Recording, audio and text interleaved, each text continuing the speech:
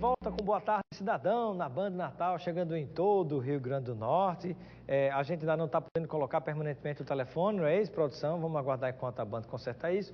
Mas anota aí o telefone, grava aí no seu celular, você pode mandar mensagem para mim, interagir com a gente em qualquer momento. Anota aí o telefone 99922-9519 de qualquer cidade do Rio Grande do Norte. Anota esse telefone para você interagir conosco no nosso programa.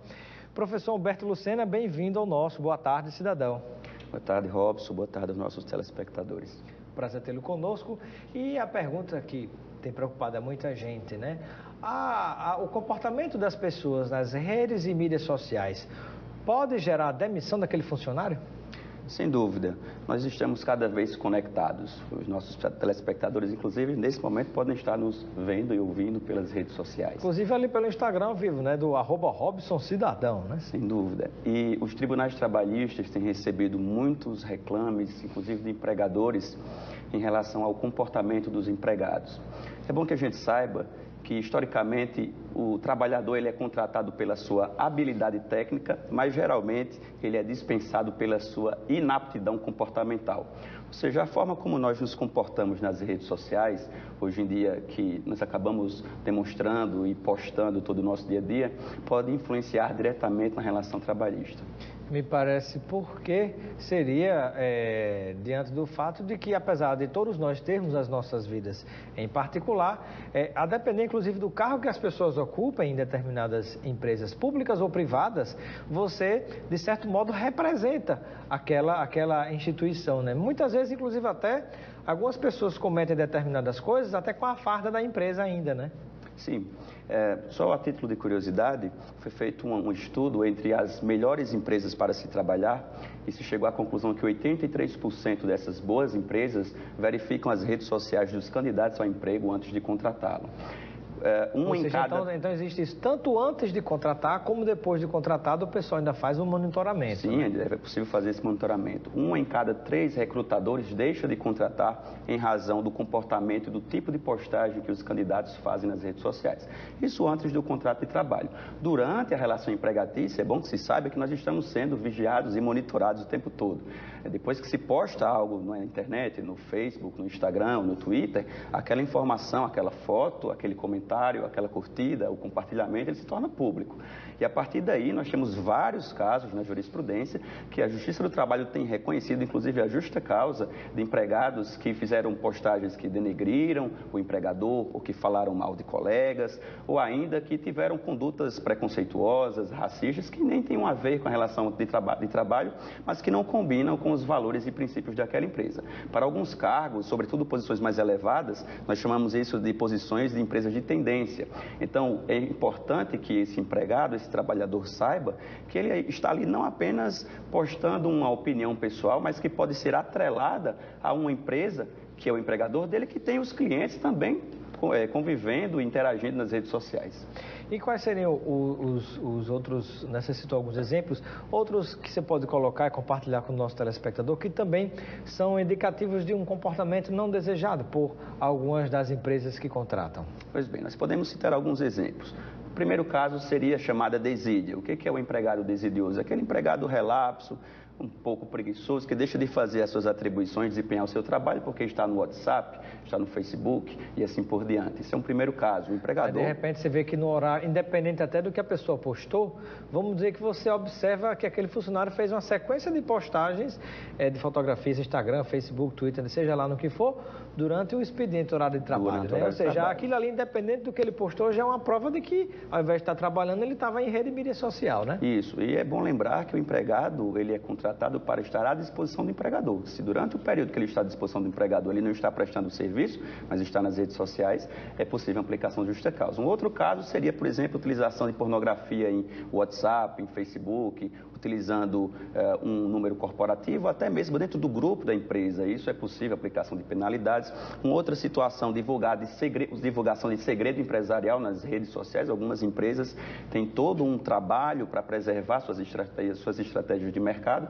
Um outro caso seria agredir ou criticar o empregador. De repente você discutiu algo importante para o crescimento daquela empresa, que o concorrente não pode saber, aí aquilo que você discutiu na reunião fechada, aí você vai posta no grupo, você divulga para as pessoas, né? Na verdade, você está burlando a estratégia daquela empresa, né? Sem dúvida.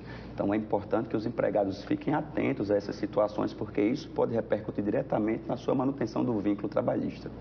E em relação a outros casos que você poderia relatar, né, que porventura já no concreto geraram algum tipo de punição ou mesmo de demissão? Pois bem, nós tivemos agora na Copa do Mundo um caso que ficou internacionalmente conhecido, que foi um grupo de torcedores brasileiros que assediaram sexualmente uma torcedora russa. Isso, o nosso telespectador certamente há de se recordar disso. Naquele caso, um daqueles torcedores foi dispensado não por justa causa, porque a imagem da empresa não estava em jogo diretamente, mas a empresa se sentiu constrangida, era uma empresa, uma companhia aérea, e fez uma nota de repúdio, afirmando que aquele tipo de comportamento era incompatível com os princípios, com os valores, né? Um comportamento assediador, e dispensou o empregado. Além dessas situações, temos casos de médicos, enfermeiros que postam fotos durante cirurgias, ou até mesmo no momento que a família está enlutada, isso acaba por causar um constrangimento, uma vergonha. Temos situações de, inclusive, comentários, curtidas, de postagens que sejam agressoras à imagem da empresa, e a Justiça do Trabalho tem reconhecido a justa causa. Então, toda cautela é necessária nesse momento, né? De repente, uma certa empresa, pública ou privada, que tem uma postura, um posicionamento de mercado que cuide da imagem, aí você tem alguém que vai lá que comenta positivamente um comentário racista que é negativo, apoiando determinadas situações até de agressividade. Isso aí já é um motivo também para que aquela pessoa seja demitida, né? Sem dúvida. É importante frisar... E sobretudo até, desculpa a interrupção, né? No momento onde, infelizmente, tem muita gente apoiando e achando que é bonito fazer aquilo que seria o politicamente incorreto, né? Ou seja, praticando certas coisas, achando, mas agora se pode tudo, não é assim, né? É verdade. Muitas pessoas alegam e invocam o chamado direito de liberdade de expressão para poderem falar e expressarem todo tipo de opinião. É importante frisar que nenhum direito é absoluto e este também não é. Sobretudo e termina quando começa o direito do outro, né? Isso. O meu direito de liberdade de expressão, de opinião e pensamento não dá o direito de eu poder lhe agredir, de dizer certas coisas com você, não é verdade? Justamente. Em tempos, sobretudo, que o nosso país ainda está muito polarizado na perspectiva do político partidário, nós recebemos muitos processos trabalhistas em épocas de eleições, em razão dessa incompatibilidade de pensamento. Só que é importante fazer uma observação, que o empregador ele não pode aplicar uma justa causa no empregado em razão da manifestação político-partidária, ainda que isto aconteça nas redes sociais. Agora, a título de cautela e de prevenção, é sempre bom ficar antenado e ter muita sensatez na hora de postar, curtir, compartilhar e expor, inclusive, a sua vida privada e do trabalho. E você diria que hoje as pessoas estão mais atentas à importância desse comportamento público que se dá através das redes e mídias sociais, ou muita gente está desatenta e continua praticando esse tipo de coisa? Não, infelizmente, o que a gente percebe no dia a dia, e eu tenho redes sociais, você também, o nosso telespectador também, é que as pessoas parecem que esquecem que estão sendo vistas o tempo todo. Historicamente, o direito à privacidade, intimidade, ele durou vários séculos para ser reconhecido como um direito fundamental de todas as pessoas, inclusive dos trabalhadores. E hoje, ao contrário, as pessoas estão abrindo mão. Estão abrindo mão desse direito que demorou tanto para ser reconhecido. Agora, tudo que a gente faz nas nossas redes sociais, Robson, é importante que aquilo fica registrado de alguma forma e pode, inclusive, ser utilizado como prova num processo trabalhista, por exemplo, ou criminal. Muito bem. Bom, quero agradecer a participação dessa entrevista muito esclarecedora. Professor Humberto Lucena, no nosso Boa Tarde, Cidadão, seja sempre bem-vindo e receba um kit de produtos Lucena para você aproveitar com seus amigos e familiares. Obrigado. Boa tarde. Obrigado. Um grande abraço.